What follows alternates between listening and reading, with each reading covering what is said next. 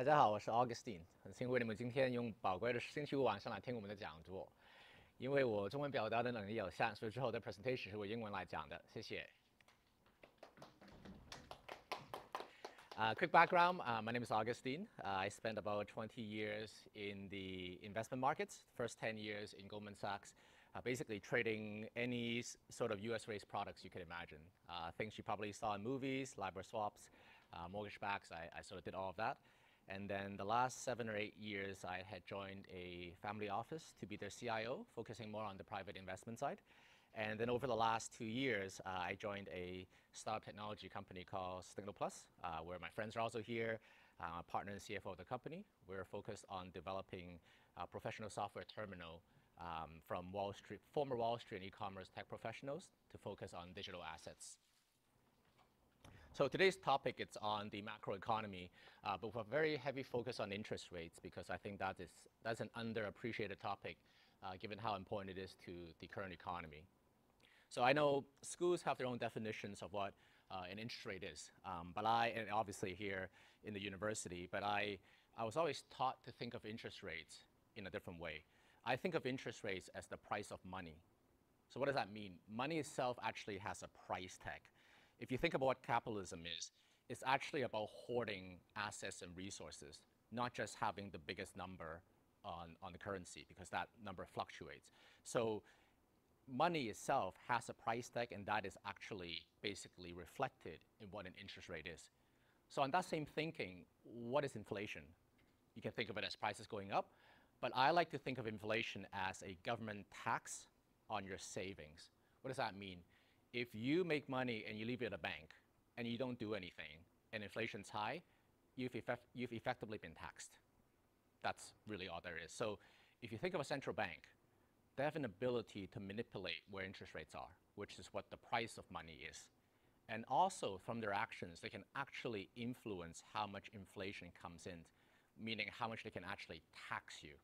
So as we know, taxes is probably one of the best ways to influence how consumers will react.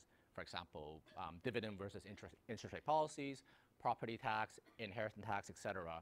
So if an organization has an ability to change how much your money is worth, as well as to change how much you're taxed, they're basically able to influence how you're going to consume and invest without actually doing anything. So that's why interest rates, in my mind, is very, very important. So we just talked about number one of how interest rates affect the economy, whether you want to save versus spending. There's a few other ones. There's obviously a lot, but I'll just talk about a few quickly. One is how easy it is for you to borrow money. That's pretty simple. Lower interest rates, you can afford to borrow more. The third one, government spending. As we all know, most of our governments have no money. They borrow a lot of the extra balances. So lower interest rates allow governments to borrow more, which allows them to spend more back on the economy. And last thing, asset pricing. As we know, I just discussed, interest rate is the price of money. So if I affect interest rate and that affects money, and money is used to price assets, indirectly you can affect whether asset prices go up or down by changing interest rates. So this is a chart that probably many of you have seen before. It's a chart of US consumption. As we know, Americans like to spend. 70% roughly of US GDP is consumption. But what's actually remarkable is it is pretty much a straight line. There are very little changes in how US consumption changes, even in a recession and even in COVID. You can see how quickly it bounces back. Now, we talked about why you will choose to save versus spend. So when I was young, my parents always taught me the way to move higher in life is to save and afford the things you want to afford. Well, that made sense in the 1980s and 1990s when the gray bar, which is basically your savings rate, was at or higher than inflation. What does that mean? Going back to the analogy, it means that the price of your money was worth more than the tax on your savings. So of course you save. It makes sense. You keep your money, it earns more than the inflation, and you will probably do well after a few years. But that's pretty much changed since the 2000s, where you're basically not getting any interest rates, and your inflation has been pretty high, which means you're actually punished or taxed for living within your means. So for a rational person, I mean, spending is fun, shopping is fun, and we all get that. But if you're taxed for saving your money and not doing anything, what would your rational thing to do? What is your rational thing? You spend, you invest. That's absolutely what a normal person actually should do, especially for the younger generation. And we saw exactly actually just that. As the chart on the left, as the interest rates have gone down since the 1980s, if you look at how US households have actually allocated their assets, cash has gone down from, call it 20-odd% down to 17 as rates have gone lower. Debt has actually gone down as a percentage of their assets, which might be surprising. We know Americans have been spending a lot, but as a percentage of their balance sheet, their debt ratios have actually dropped a lot because their assets have become so valuable. And that's reflected in equities. Americans now put about 40% of their total wealth in equities, which is, I think, quite high for most Asian countries. And that's a reflection of how low interest rates have pushed people to invest. Next part on GDP. This is a fancy chart, something called a credit impulse versus GDP. The orange chart is something what we call a credit impulse, which effectively is how much credit is being created in the economy. If you look sort of squint a little bit, the orange line tends to lead the blue line. What does that mean? Credit actually drives how the economy works. So if you look at what happened during COVID, obviously GDP collapsed. We saw how the orange line has spiked, which is basically central banks everywhere printing money, throwing money at the economy, trying to save it. And then the blue line basically bounced afterwards. Same thing during Lehman. And that one, as everybody probably knows, there was no credit creation in the US. So credit basically collapsed, which led to the economy to collapse. And then QE started, and all the plans started, and the credit growth came back, so did GDP. So credit is a massive driver of actually how GDP works. And this one is on consumer debt. Again, so on the chart on the left, you probably see this before. That's the US consumer debt broken down into mortgages and different types. But what's interesting is actually the chart here on the right. Something called a debt service ratio. For those of you in accounting, you probably know this ratio very well, which is how much of your cash flow is being used to pay back interest payments versus how much you're making. So you would think that given the debt chart, the debt rise on the left, the number on there will be going higher. But actually, no. As a percentage of how much the US consumer is making in income, the debt service has hit basically historical lows. It's at 9% of their disposable income. Again, that's a combination of their assets going higher, and most importantly, their jobs are paying well. As you probably read, the US job economy are doing very, very well. So, government, again, similar chart.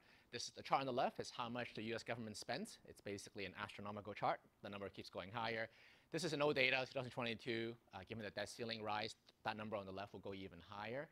But again, on the right, what's remarkable is the green line, the interest cost. This is the same line as we saw for the consumers, but for a government level. As an interest divided by GDP for the US economy, it's actually been pretty flat over the past 10 to 12 years, even though they're basically borrowing astronomical figures, which means as they're borrowing more, they're actually not managing the denominator so much. Modern finance, the management tends to happen on the service cost, which is, are you able to pay the debt on a month-to-month basis, and are you using the debt to purchase assets or build the economy effectively? That's why these modern economies are allowed to basically rack up the debt without running into any problems. So I mentioned this, interest rates drives valuation multiples. This is a chart on where US real yields are. Real yields are basically interest rates adjusted by inflation versus the inverted part is the price earnings multiple for the S&P 500. Pretty much the same line over each other. As interest rates go to zero, you're happy to pay more for price earnings multiple for S&P because money is worthless. The price of money is worthless. As interest rates go higher, all of a sudden your money is worth a lot. Then all of a sudden you're less willing to pay so much for the equity. So again, FOMO or fear of missing out happens a lot more when rates are zero. But as you can see at the very, very end here, the Fed has raised rates a lot in recent times, which is why 2022 we saw a big drawdown in the S&P. But ultimately, it's not a month-to-month, day-to-day correlation. But over the long run, interest rates determine how much people are generally willing to pay for assets. This is pretty much the same chart, but on real estate, it's pretty self-explanatory. As rates go lower, people pay more for real estate. The chart on the left, that's pretty much as you would expect without even attending this class, which is why real estate has done so well, at least not the last 2 years, but basically since the 2010s. This one is more interesting. So we talk about animal behavior or driving your behavior from what interest rates do. This is a chart of how much risk people are willing to take as interest rate changes. And what it's telling you is as rates go lower, consumers, investors naturally make more allocations to risky assets. And again, that makes sense because you're not getting a lot of money sitting in the bank. You're willing to take more risks. So if you look at pensions, which is basically as safe as a manager you can get in the US, they're managing national savings. The allocation they have to equities, alternative assets, such as private equity, has gone up a lot since the 1979s or 69s, all the way to the last decades. Now, about 2/3 of even the pension allocations are to equities or alternative assets. Again, these are retirement accounts for our US consumers. So you can see how low rates actually drive investors to make long-term asset allocation decisions. So this is a very quick chart for those of you who've never seen how US bonds and rates are traded. This is a very typical screenshot. You can almost think of it as like an equity chart, but it just has different coupons and maturities. The blue boxes are basically yields, so we quote bonds off yields. We never quote bonds off price, we quote bonds off yield because prices don't make any sense depending on what the coupons are. We always think in terms of yields. So very quickly, you've probably heard about the yield curve. What is it and why does it matter? The yield curve is basically a curve measuring how willing you are to lend money over different terms. Naturally, you would think that if I lend money for longer term, it should cost more than shorter term because you're losing your money. That's very natural. The spread of that is called a term premium, which is, if you imagine your friend wants to borrow money from you for a week, that's one rate. If he wants to borrow for 5 years or 10 years, that's obviously a very different rate. And the yield curve itself has a lot of economic signals for the macroeconomy. I didn't show this here, but actually, I did show it here. Actually, you can see here it's a bit older. Again, the data is a little bit old, but you can see that the yield curve is inverted. The 30-year is 379. The 2-year is 425. So that is normally not healthy. Why would you lend money for longer term at lower rates than shorter term? In the US Treasuries case, because people assume Treasuries to be risk-free, there's no risk for US default. That basically just tells you that the market is expecting the economy to slow down, and thus the Fed has to cut rates. And since longer-term rates are basically mathematically equivalent to the string of spot rates, so if forward rates are lower, it means that the path of the interest rates must be going lower. As you can see on this chart, right, a little bit fancy. That's probably more for your quantitative finance class. But effectively, the point is spot rates are a function of forward rates. And here, this is probably quoted a lot in newspapers. The yield curve is often used as a recession signal for how well the economy is going to do. Based on where the yield curve is right now, the Fed forecast, so to speak, implies a high chance of recession in the next 18 to 24 months.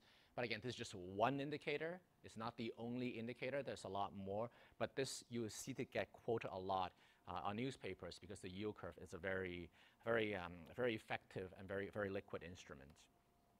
So we keep talking about these rates, all these yields. How big is the actual bond market? What if it's mispriced? How important is it? To give you a rough sense, as of a couple of years ago, and now the number's a lot bigger now because we keep issuing more debt, the total issued global fixed income is 127 trillion. That's a lot of zeros. And of that 127 trillion, which is, by the way, roughly equivalent to the global equity market cap, for the longest time, we're actually bigger than equities in terms of fixed income. Of that 127 trillion, about 40% is US debt. So about 54 trillion is US debt. And of that 50 trillion, 40% is the government bonds, 25% is mortgages. That's actually huge. If you think about how big the US mortgage bond market is, that's bigger than most countries' total sovereign debt.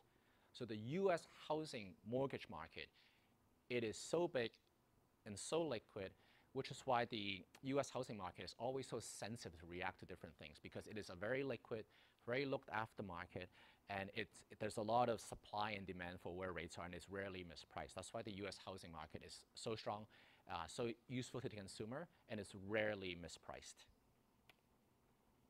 So we've talked a lot about these issuances, but who on earth are buying these bonds? I mean, there's a lot of trillions out there, right? I know, again, we talk a lot about central banks, foreign governments actually lending money to the US. In recent times, that's actually quite small.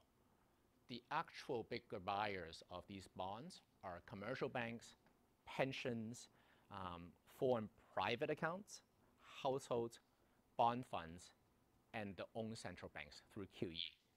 Central banks are actually buying back their own bonds. You can actually see a breakdown roughly in these two charts. So over here on the right, it might be a little hard to see, but basically it breaks your buyers up into the Fed, foreign officials, households, etc.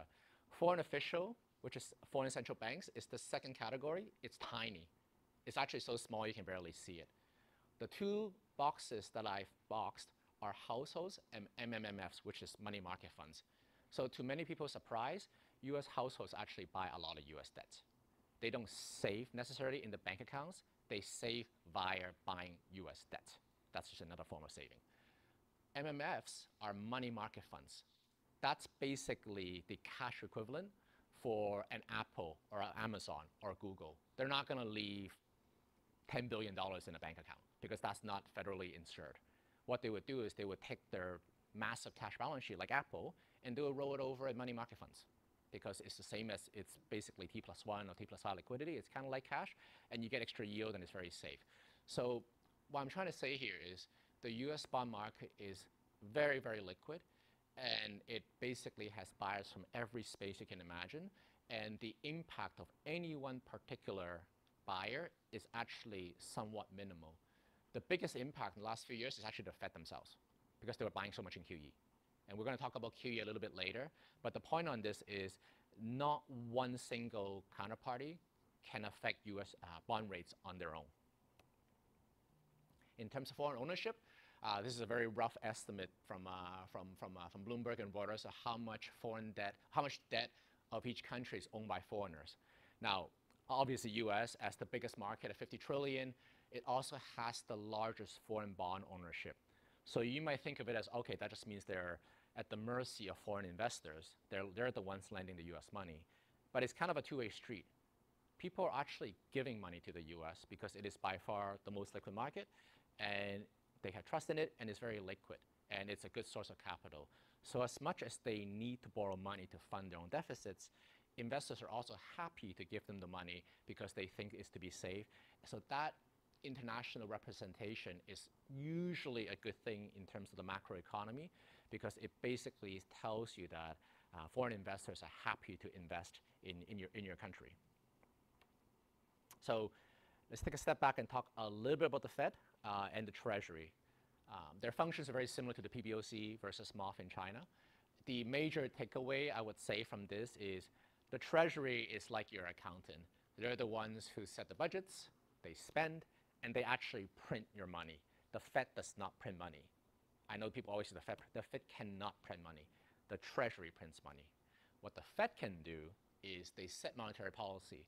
So they can change how much your money is worth from interest rates.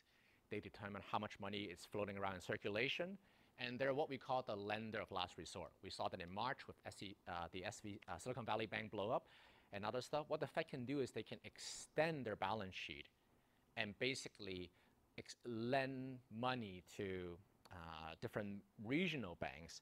It's a loan to basically cover shortfalls as a lender of last resort. They have also done it in QE, which is actually an asset swap, not money printing, which we'll cover a bit later. But I just kind of bring this up because a lot of people kind of misuse the terms about assuming that as soon as they do QE, there's extra money circulation going into the economy, which means it must be inflationary. That's actually not true. If you really want the helicopter money, the Treasury has to do it. They literally have to go actually print the cash and give it to every single person. The Fed cannot do unsterilized, what we call unsterilized expansion. That's not what they're allowed to do. So looking at the Treasury balance, this is a typical balance sheet, how the US makes their money and spends their money. Sources of financing, you see that most US spends more than they have. They're borrowing about $1 trillion in this chart. About 45% of that comes from income tax. That's a lot of money. And that's also why the US IRS is so scary and so powerful, because that literally is the largest source of their income. What's also interesting, though, is corporate tax. If you think about all the big companies in the US, they literally have the world's largest companies. They only pay 7%. US corporates don't pay any taxes. They're very, very friendly, which is why all the big enterprises like to go to the US, because despite what they say, they are extremely favorable to corporations, and explains why all the big companies are listed there. Again, the chart on the bottom right here is probably what a lot of people talk about, which is, oh no, their debt to GDP has gone up to kind of 1950s, but that's debt to GDP. Remember what we discussed earlier, where the service ratio is very low. So those are actually contradictory. And which one's right, which one's wrong? We'll touch on that a little bit later. But I would just generally say be very aware of just using a debt to GDP number as saying that a country is in trouble, same as Japan, same as a lot of places, because the reality is a little bit more complicated than a single number. And this, you probably learn about this in your classes. I won't touch on it too much. But generally, as a principle, economic principle, central banks can only manage two of these three policy pillars. There are free capital flow, a fixed exchange rate, and sovereign monetary policy. You can't manage all three. You must give one up.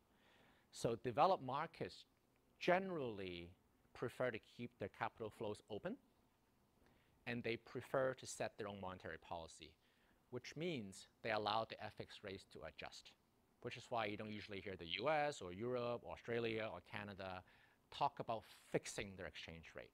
They've decided to let the market do that one. Whereas in emerging markets, because we tend to be more export-based, which means it's FX-driven. As our FX gets cheaper, we can sell our goods more to the developed economies. We tend to want to control our FX rates. But we also want to control our monetary policy. So what do we have to sacrifice? Capital flow, which is why most emerging markets have controlled capital flows. That's the main difference between how economies work between developed world and the emerging markets world. Do you let FX flow or do you let capital flow? You can't control all three. This is a section on a fractional banking system. It's a bit academic and boring. I won't kind of bore you guys with this. But the main takeaway is you probably know, for each dollar you put into the banking system, the output to the economy is more than $1, because it gets lent and relent in the banking system a number of times. That multiplier is what we call the velocity of money, and is actually ultimately what drives inflation. It's not how much money you put in to the system that drives inflation. It's how many times that money gets lent and relent. That multiplier is actually what drives inflation, and it's called money velocity. I'll have a chart on this later, which will hopefully clarify that. So what's the Fed's job? What are they actually supposed to do? So they'll have three mandates, but usually in reality, people only talk about two mandates, the dual mandate, which is maximizing employment and stabilizing prices. Basically, make sure everybody has jobs and make sure prices don't go crazy. That's basically their job. And they can do it through one of three ways. The discount rate, which is what everyone talks about, cutting rates or not cutting rates. Second is what we call open market operations, basically QE. They have other stuff, but it's really QE. And the third one is reserve requirements, which I think China will use that a lot more for RRR. US, much less so. They're much more focused on 1 and 2. We are going to focus a bit more on 1 today, given our time. So this is a chart of the S&P, which is yellow, versus the white chart, which is the Fed rates. Only one takeaway, which is the Fed takes a long time to hike generally, but they cut rates very fast. As soon as the S&P drops, they tend to cut rates, meaning the Fed looks at the equity market as one input to their policy. And I'll touch on this again later. There is one exception, which is what's happened in the last 12 months. Again, this is 4%. We've gone to 5% plus now.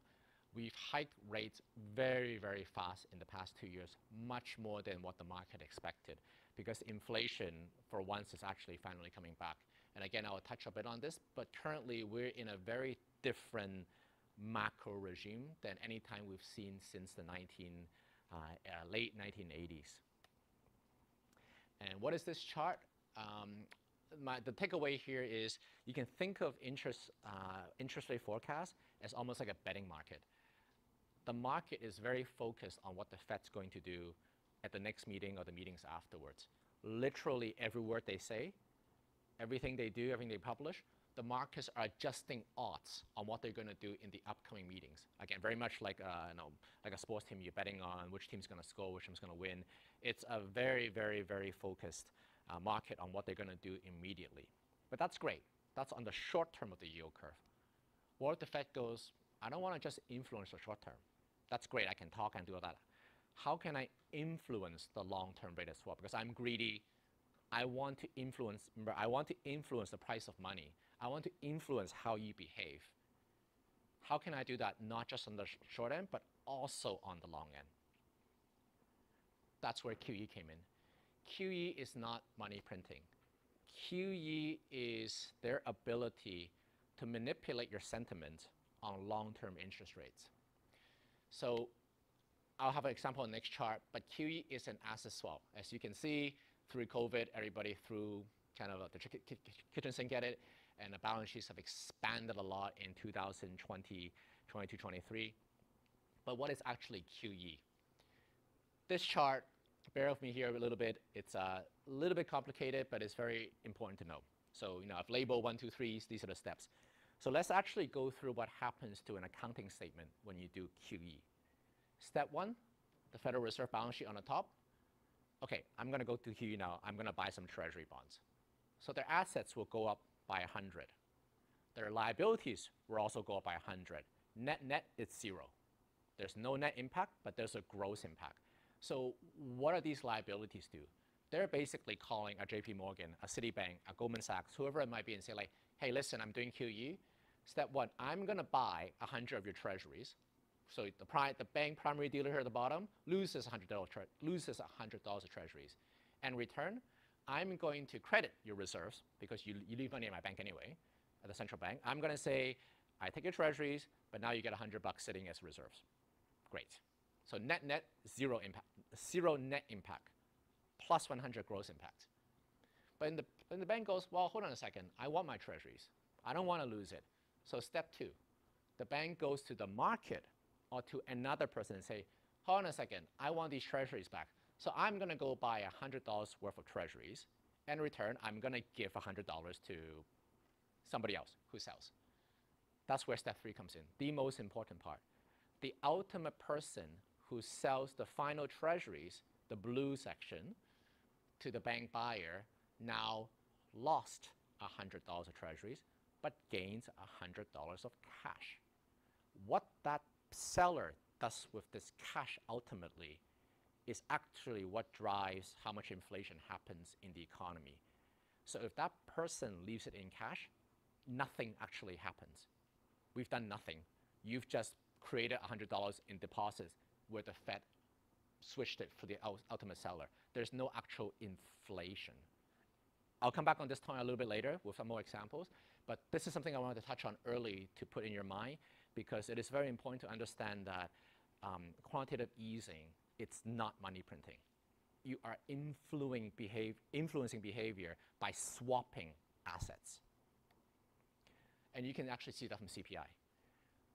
The blue chart is the expansion in the Fed's balance sheet. It's gone from $1 trillion back in 2006, 2007 to $9 trillion or 10, I should over that now, which is 35% of US GDP. That's massive. The white line is CPI. Hasn't done much. You would think if you printed that much money, 35% of GDP into the economy, you would get a massive explosion in CPI, right? It hasn't happened. So why hasn't that happened? I'll leave you with that. Now, again, I'll cover that a bit later. But again, it is not outright money printing. If it was, you should see the CPI spike. So, taking a step back, what does the Fed actually look at when they decide to do QE or not do QE or do interest rates? Generally, if you remember the dual mandate, they basically mostly care about jobs. They mostly care about inflation. So CPI, PCE, which is sort of like a CPI, and non-farm payrolls are basically the biggest market-moving events for the Fed. US ISM is also very important because manufacturing is a big part of the US economy. People look at that a lot for jobs. And retail sales and housing starts are a reflection of how the US consumer is doing. So those are all kind of your first tier economic stats that the Fed cares about, with CPI and jobs and PCE being at the very, very top. And in terms of market pricings, how do you know what the market is pricing in terms of Fed expectations? You can see that from the yield curve, from stuff called inflation break-evens. What that means is inflation is actually traded. You can actually see and trade what people are expecting for inflation. You can trade almost anything in the US debt market. Everything almost has a price. Stock prices, I mentioned, the Fed looks at whether stocks are going up or down to decide what they want to do. And of course, corporates, are they making money? Are they defaulting? Credit availability. That's also the stuff that the Fed will look at as they make their decisions. Which takes me to this concept of financial conditions. You say, well, hold on, that's a lot of things they got to think about to decide whether they want to ease or hike. I thought it was just inflation or jobs. So there is a whole study, and again, probably you can do that in your PhD classes, a whole econometrics index of a concept of financial conditions, which you can think of as how easy is money in the US economy. It combines where the interest rates are, short-term interest rates. It combines where the 10-year interest rates are. It combines corporate spreads, which is basically how much corporates have to borrow on top of interest rates, the S&P, and the US dollar.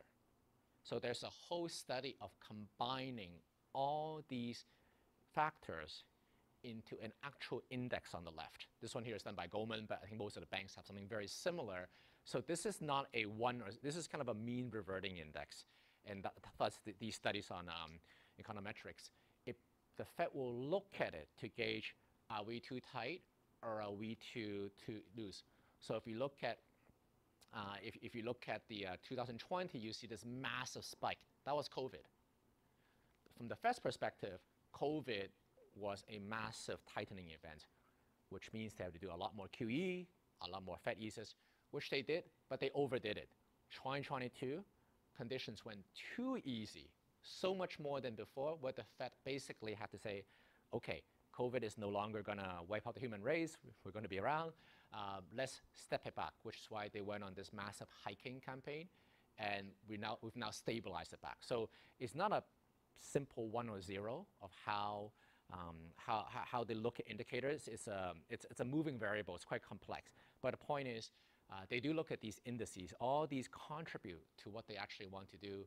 And most economic forecasters would tell you economic growth is forecasted based on how easy liquidity is. So this chart here on the right will basically tell you, based on what people think how much credit is available, GDP is going to go up and down based on that. So it goes back to the original point about the US economy is highly reflective of how easy money is, or how easy it is to borrow money in the economy. So this here will try to take some of the concepts I just discussed and to try to kind of apply it in slightly more practical ways to make it slightly more interesting. So I know a lot of people think about the US as being very laissez-faire, very cowboy in expanding their credit as a percentage of the GDP. But that's actually really not the case. If you look at the entire world, Europe, Japan, US, China, EM, everybody has been creating a lot of credit versus GDP. In fact, for us here in China, the red line here, we've created more credit as a percentage of our GDP more than anybody else.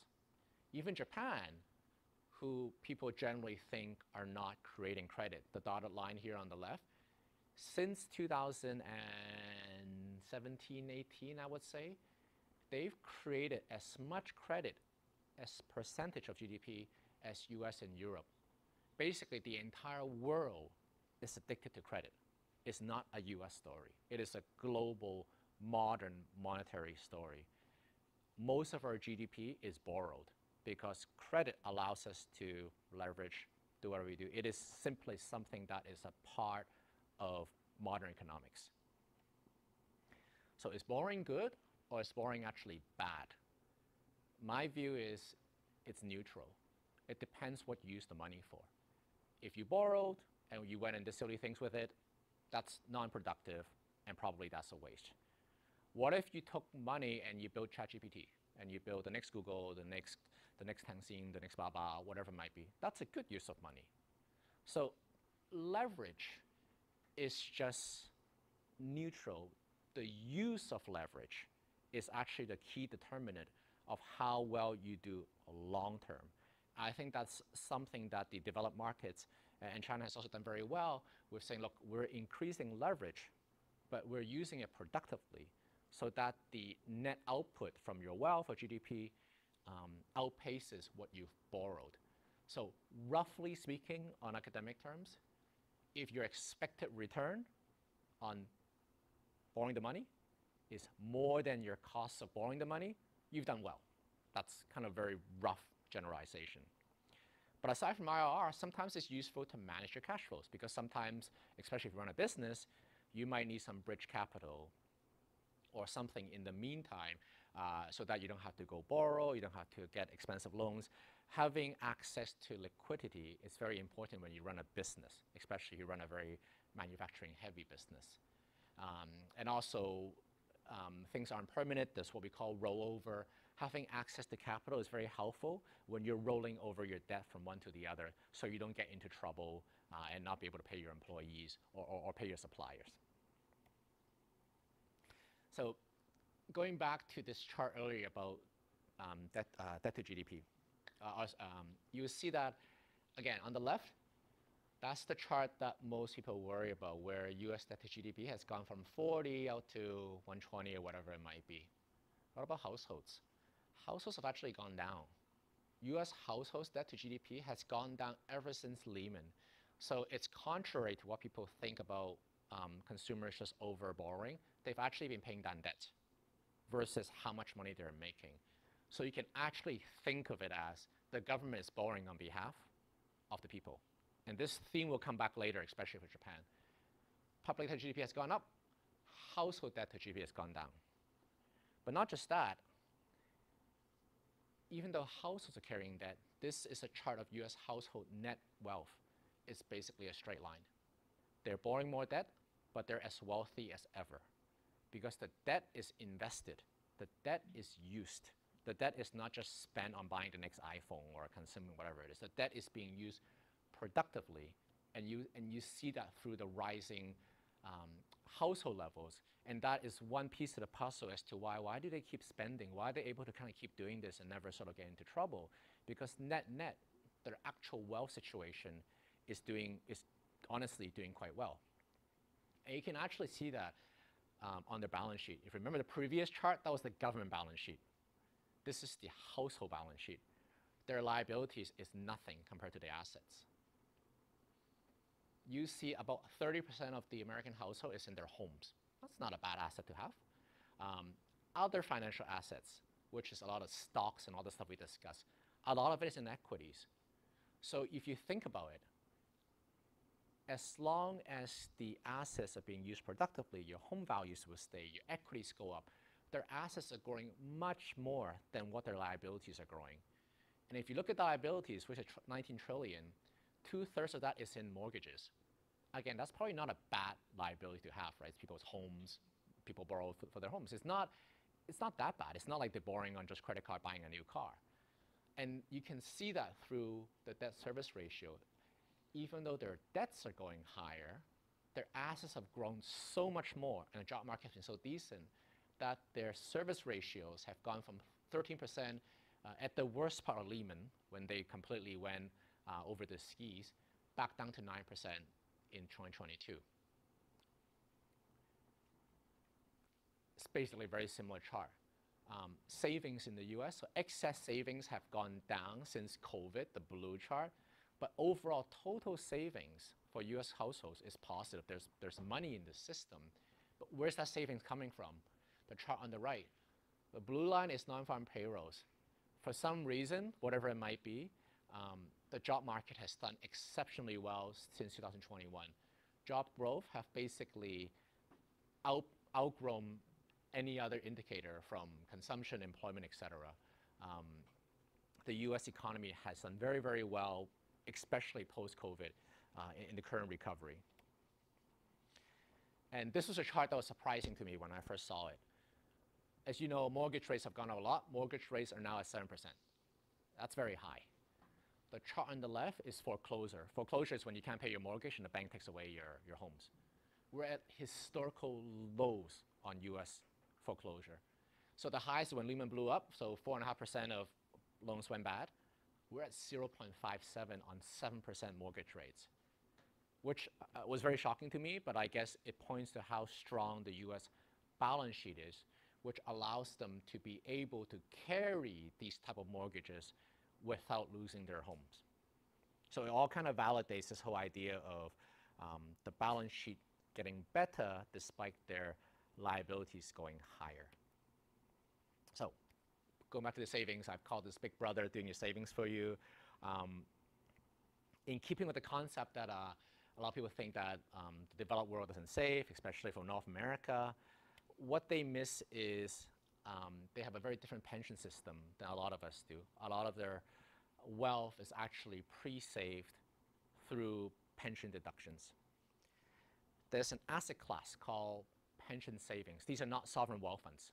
They're not guys you read about buying VCs and PE. These are actually just national savings. Teachers, firemen, police, normal people. There's 175 trillion worth of savings pensions globally. That's a massive number. And pensions are ultra long term. They're planning for boomers to retire 20 years forward, 30 years forward, very conservative and very, very large. If you look at this chart, this table here on the right, this is how much national pensions are for the respective countries and as a percentage of the GDP. If you look at the top 5, US is number 1, obviously, in terms of total assets at 35 trillion. Netherlands, Australia, they're smaller, but as a percentage of the GDP, they're massive. They've oversaved versus what the GDPs are. So in some way, the country is already saving for a lot of the retirees through the public pension system because they manage it so well. Again, share of top AUM, US being number 1, no surprise. Japan, as everyone knows, is a big net creditor nation. They are at 10% of the total world pensions. And in fact, they're actually the number 1 actual pension fund in the world on a singular account. And same with Norway. So Norway, they obviously get a lot of oil money. So their oil money, they basically save on behalf of their citizens by buying assets abroad.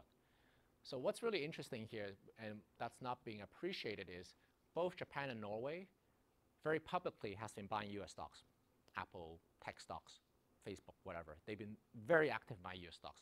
So what does that actually mean?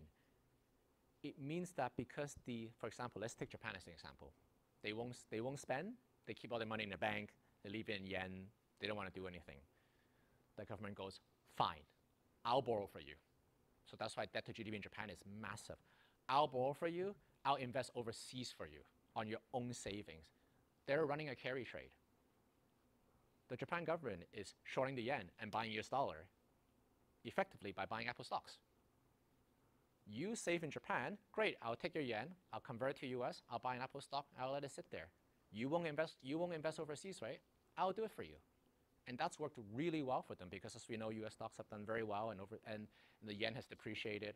So net, the net pension balance versus GDP has expanded. The countries have done a good job saving on behalf of the people, which eventually gets paid back in the form of like retirement benefits or stimulus plans, whatever it might be. So there's this concept of, for us here in China and Asia, a lot of us have to save for ourselves, we worry about our own PA, we worry about our own investments. But a lot of places in the developed world, they don't think about it as much because they have such a massive pension balance that the government invests on their behalf. So you can, so you can see this. What's the point of talking so much about pensions? Well, if you remember, there is about 60 trillion of this total pension balance that literally is a permanent buyer of bonds and stocks. They don't sell. It's pensions. They're going to buy and wait until all the baby boomers retire and die and whatever it might be. That's a really long time. They only buy. So you think about markets that only have one buyer, a massive buyer, they never sell. What do you think happens to stocks and bond prices? They have to go up, right? But there's a permanent buyer. Every month when you make a salary, you put money into your pensions, they go and buy more stocks. There are only a limited number of stocks. So that's when I'm going to touch on this next slide. The point of talking about this, which people don't talk about enough, is not everybody is a rational buy and sell anytime. There are a lot of people who are price insensitive, such as pensions. They're just going to buy because that's in their mandate. So which is why asset prices generally keep going higher, because there's a circular effect. As long as you have jobs, you're saving, you're giving money to the pensions, they're going to buy more stuff. It's very simple. So this was the topic I touched on earlier, which was, we got a lot of QE, we got a lot of money printing, but where did inflation go? Why didn't we see a spike? And what happens when you push the entire interest rate curve lower? What do people end up doing as a behavioral reaction? So same chart you saw earlier. Big expansion of the yellow chart, which is the balance sheet, and CPI is pretty much flat. Balance sheet on the bottom, same thing, expanded. Where's the inflation? So you saw this chart earlier. Just to refresh your memory, I had mentioned that 0.3 was the most important. The final person who sells the treasury to the bank and holds $100 in cash, what do they do with it? There are three choices. One, I don't do anything. I leave it in the bank. Cash becomes cash. Literally nothing happened. All you've done is you've grossed up the debit side and the credit side of your balance sheet, but net, nothing has happened. That's not really good. Number two is this person goes, okay, well, the seller said, okay, I just sold some treasuries. Maybe I'll go buy some stocks, or go buy some houses, or go buy some cars, and prices will go up. But remember, most of these people are regulated charter banks in the US. They have very, very strict restrictions on what you can do with your reserves. Goldman Sachs can't just go and buy a bunch of properties with the reserves in the bank. You're not allowed to. That's against your federal, same as China. Your regulated banks, to protect the investors, have very tight controls of what you can do with balance sheet. So you end up buying more treasury bonds, which you're kind of just recycling from one bond to the other, right? You're not doing a heck of a lot. What's the ideal situation? What are you supposed to do? The ideal situation is you take the extra money and you lend it out. Oh, there's a startup like SignalPlus. Here's some money, why don't you go borrow it? I'll give you a good rate. Same in China, right? The government is always talking about, can we get smaller SMEs, small companies to get access to credit? Can a person running a business get an easier credit with a bank if there's all this money slushing around?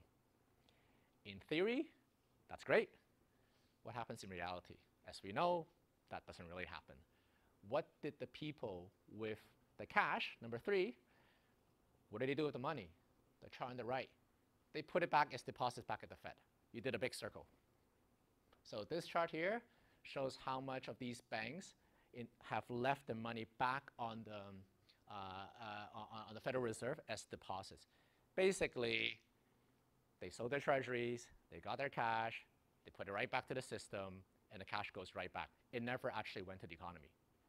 It's literally in the banking system just going like this. That's why there was very little inflation. But what did it do? Oh, sorry, before that. This is the part I was talking about.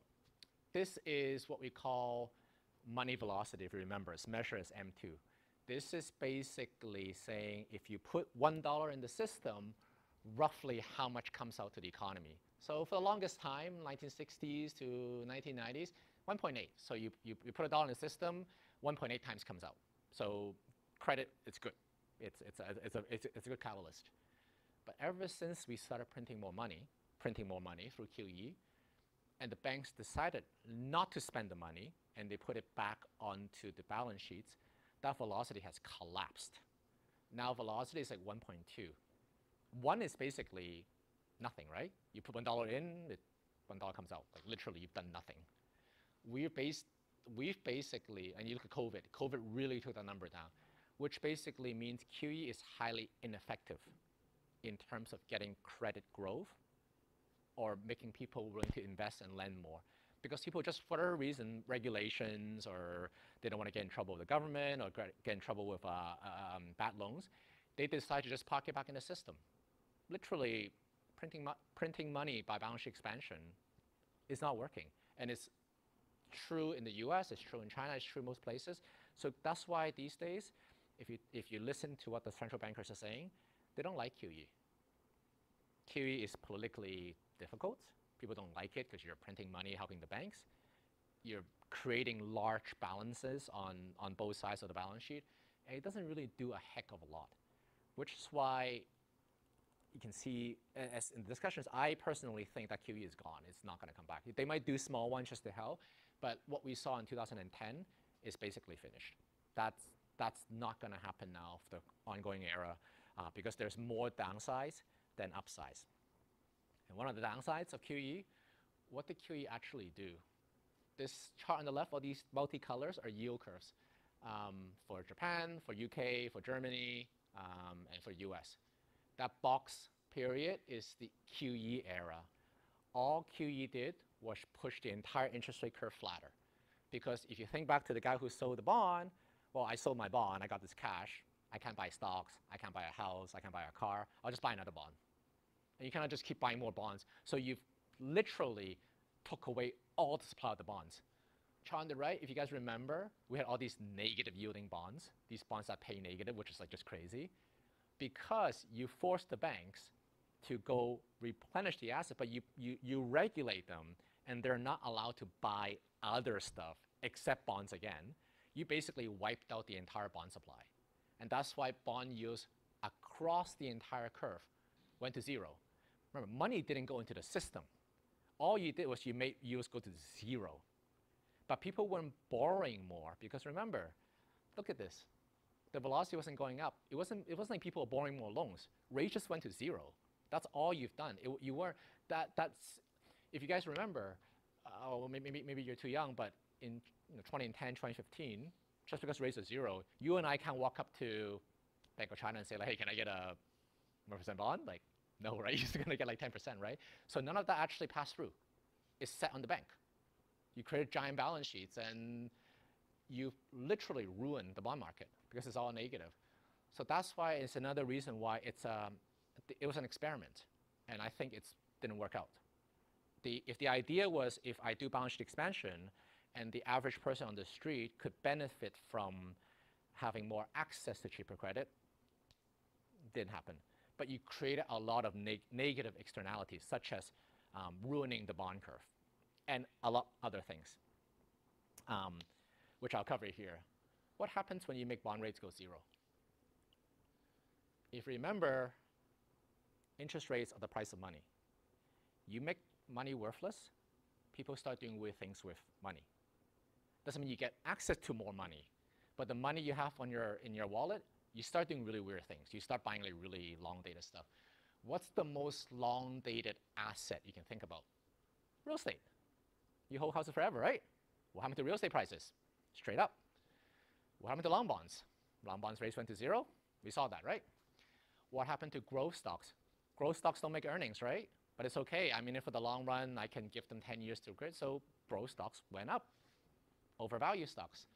Emerging markets, same thing. Oh, it's Philippines or Vietnam, wherever it might be. Lots of money went to emerging markets. Brazil, Turkey, because my money is worthless. I need to put it in long duration assets. Insurance plans, company bought back their stocks. and, which I'll touch on later, private equity, VCs, and even crypto. Because people say, well, I have all this money, and I thought, I don't have all this money. I have the same money I had, but it's not doing anything. I need to start finding ways to get some yield. So they start looking a lot into private markets in VCs. That's why all these startups started becoming so popular over the last 10, 15 years. So the Fed's original purpose of keeping rates to zero through QE was to get more loans to build businesses. That's failed spectacularly. But you've created all these other weird externalities, which was beyond their imagination, but it's now very real and part of our daily lives.